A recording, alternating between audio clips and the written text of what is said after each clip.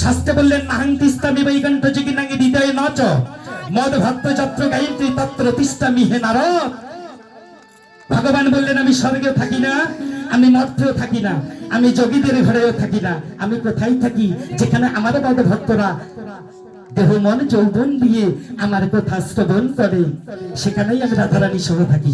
তাহলে এখানেই ভগবান আছে, অথচ এখানে আপনারা নিষ্ঠা করতেছেন। ইসলাম বাবারা আছে, খামসামা মূর্তি দেখেন, ইসলাম বাবারা এখানে বসে আছে। বলেন তো, যদি কোনো কিছু খেয়ে থাকে উজু করে মসজিদে ঢুকে। আমাদের এই যে ভগবানের কথাগুলা, এটা অমৃত প্রসাদ নয়, সেটা বাদ দিয়ে গন্ডগোল করলেন। ধর্ম করতে গিয়ে যদি পাপ হয়, সে ধর্ম করার চেয়ে না করা বেশি ভালো। এই জন্য আমাদের এই মানব জীবনে আমাদের ব্যাধিগ্রস্ত হই মা।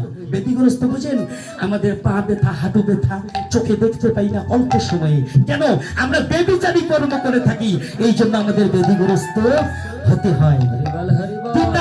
নবম অধ্যায় 3 নম্বর শ্লোক, শ্লোকটা দেখে দিচ্ছি।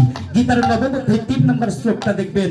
বলছে ভগবান যে শ্রদ্ধা ব্যতীত যদি কোনো ভক্ত আমার কর্ম করে থাকে, মৃত্যুময় সংসারে শুধুমাত্র আসা যাওয়াই সার হয়ে যায়, সে ভক্তর কখনো মুক্তি হয় না। শ্রদ্ধা ব্যতীত। আমি এখানে নতুন এসেছি, এই জন্য প্রথমবারে এই কথাগুলো বলিনি। আমাদের করা দরকার কিরকম, আর আমরা করতেছি কিরকম, তাহলে আমাদের শেষের দিকে কি হবে বাবা?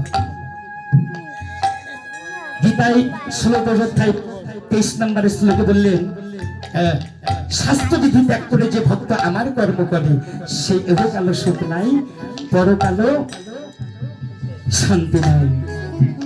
তাহলে কি মা, শান্তির জন্য এসেছি আমরা? শান্তি পাওয়ার জন্য এই মানব জীবন কত কষ্ট করে এই সাধের মানব জন্ম পেয়েছি।